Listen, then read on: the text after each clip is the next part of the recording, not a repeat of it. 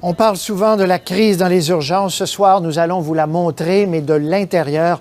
Michel Rochon, bonsoir. Bonsoir, Patrice. D'abord, un coup d'œil, Michel, au taux d'occupation actuellement dans la région de Montréal. Là. Moyenne d'à peu près 140-138 %. Donc, il y a des cas extrêmes. Aujourd'hui, l'hôpital Santa Cabrini, 232 %.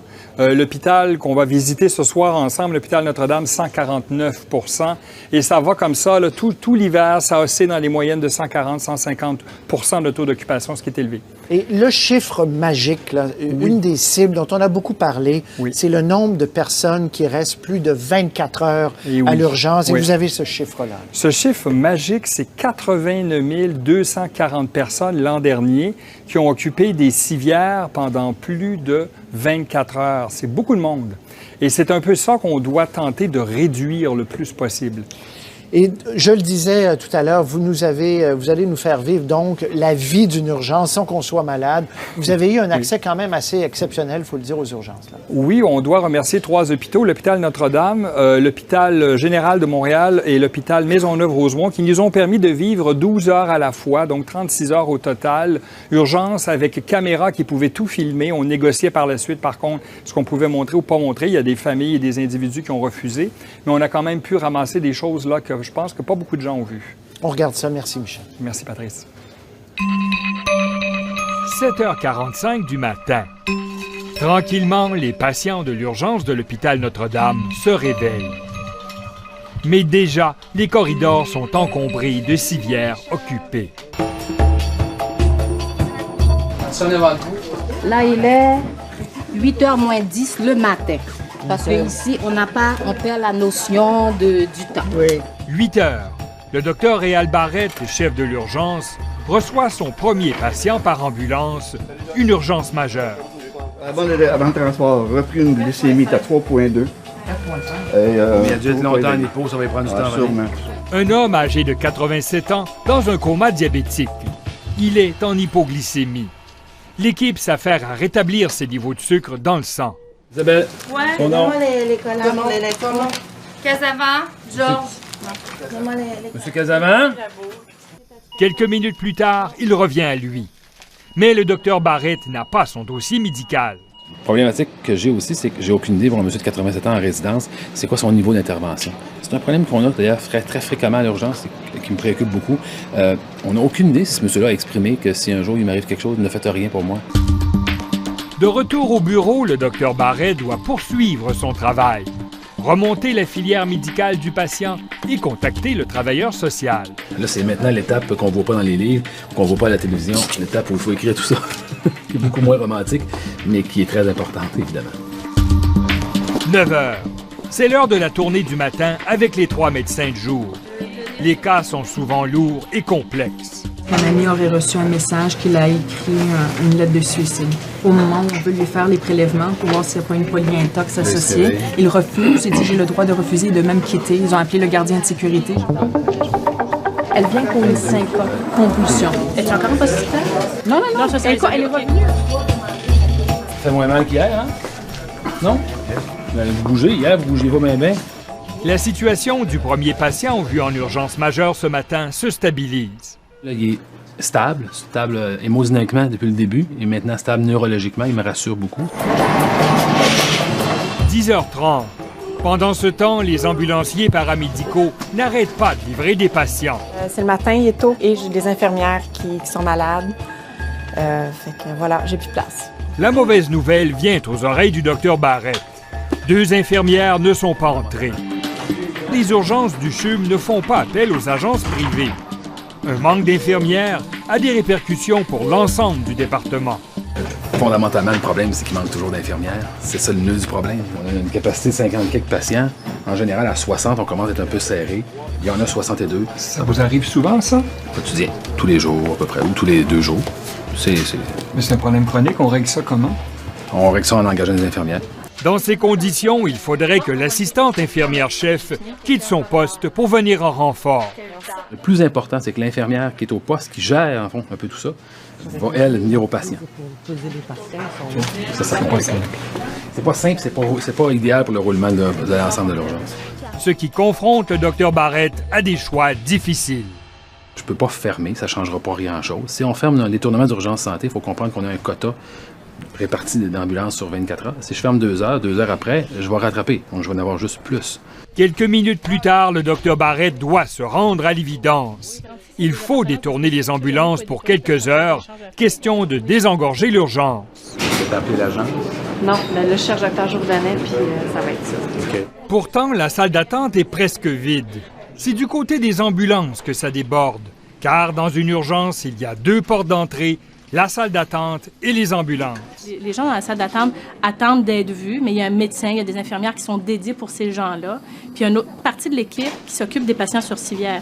Donc, le fait d'être dans la salle d'attente ou d'être sur civière, les gens se nuisent pas l'un l'autre. Cet engorgement des urgences, la lourdeur, c'est des patients qui ont besoin d'être là. Ceux qui n'ont pas besoin, ils sont dans les cliniques externes, dans les cliniques de médecine familiale qui envoient plein, et dans notre salle d'attente, puis ils attendent un temps variable. La direction de l'hôpital Notre-Dame tente de réduire le temps que chaque patient passe à l'urgence. Tout le monde, pas juste à l'urgence, mais à l'urgence, aux étages, les administrateurs, tout le monde cherche des solutions pour essayer d'améliorer, grignoter des minutes, grignoter des heures. 6 des 14 patients vus avant de refuser les ambulances avaient plus de 80 ans. Des cas psychiatriques étaient sur des civières de corridors depuis plus de 100 heures. Les solutions à l'engorgement des urgences ne sont pas simples.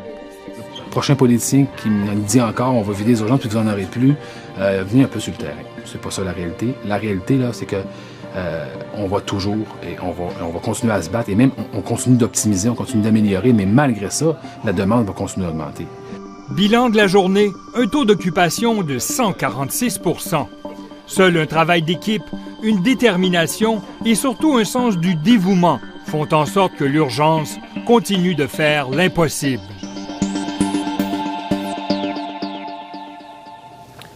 Avec moi, Régine Laurent, vous êtes présidente de la Fédération interprofessionnelle de la santé du Québec, la FIC, vous représentez les infirmières. On l'a vu dans le reportage de Michel, et le docteur Barrette le dit très clairement, le problème de fond, en tout cas dans son urgence à Notre-Dame, c'est qu'il manque d'infirmières.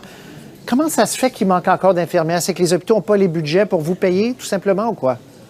Non, c'est plus complexe que ça, M. Roy. Et vous voyez, quand on a vu comment est-ce que les infirmières recevaient les patients sur civière, quand on parle de la stabilité de la coordination de l'équipe de soins, c'en est une démonstration. Ce qu'il faut voir, c'est que, par exemple, à l'urgence de Notre-Dame, il y a seulement 40 % des infirmières qui ont un poste à temps complet.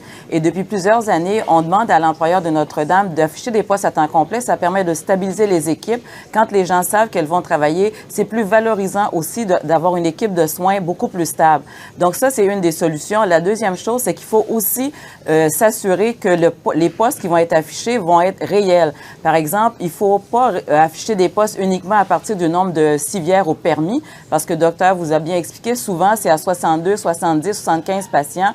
Et dès qu'on sort des cubicules, bien, il faut aller en temps supplémentaire et temps supplémentaire obligatoire. Donc, c'est pas valorisant pour maintenir les infirmières au niveau de l'urgence. D'accord, mais je repose ma question, Mme Laurent. Donc, l'hôpital Notre-Dame pourrait engager davantage d'infirmières, il y en aurait de disponibles, davantage de temps plein, comme vous dites, oui. Et la pression diminuerait. C'est ce que vous nous dites clairement, là. Oui, ce que je vous dis, c'est qu'ailleurs, où est-ce qu'on a mis beaucoup plus d'infirmières à temps plein, on a diminué la pression sur le temps supplémentaire parce que souvent, c'est ce qui décourage les infirmières et qui quittent vers d'autres unités de soins. Donc, il faut stabiliser au maximum les équipes de soins à l'urgence. Et là où les hôpitaux, où ils ont fait ça, bien, c'est sûr qu'on a diminué la pression sur les infirmières. Donc, elles restent beaucoup plus longtemps. La deuxième chose aussi, c'est que quand il y a des nouvelles qui arrivent, il faut vraiment prendre le temps de les former comme il faut.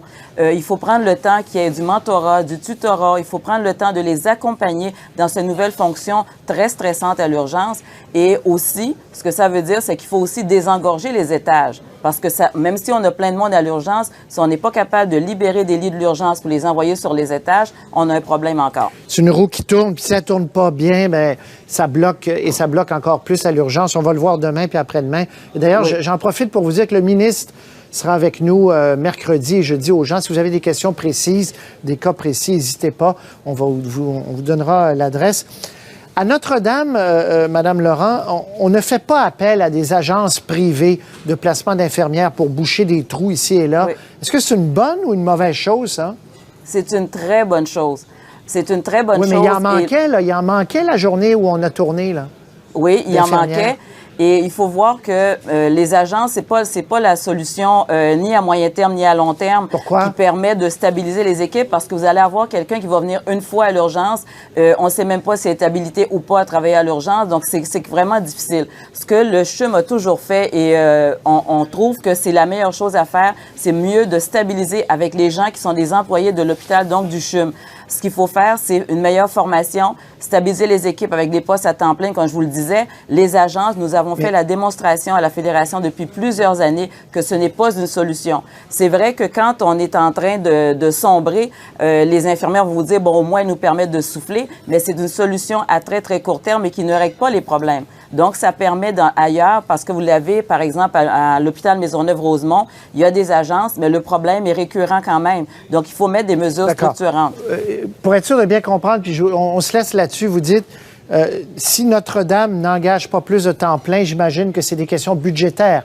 Eux ne doivent pas faire de déficit, donc ils n'ont pas les moyens, nous dirait-il, s'ils étaient avec nous, d'engager plus de temps plein, là. Il y a des problèmes de gestion. Il y a une philosophie de gestion que nous tentons de changer depuis plusieurs années en disant aux employeurs, c'est payant d'avoir plus de monde à temps complet, vous stabilisez les équipes et c'est pas vrai que ça vous coûte plus cher. Mais il faut les convaincre. Merci, Mme Laurent, d'être venue avec nous. On posera des questions aussi aux directions des hôpitaux. Et je vous rappelle, le ministre est avec nous. Et demain, une autre série. Je vous conseille, même si vous connaissez bien le milieu, de regarder ça demain. Et surtout après-demain, vous allez peut-être apprendre même des choses. Merci, Mme Laurent. Merci à vous. Au revoir. Au revoir.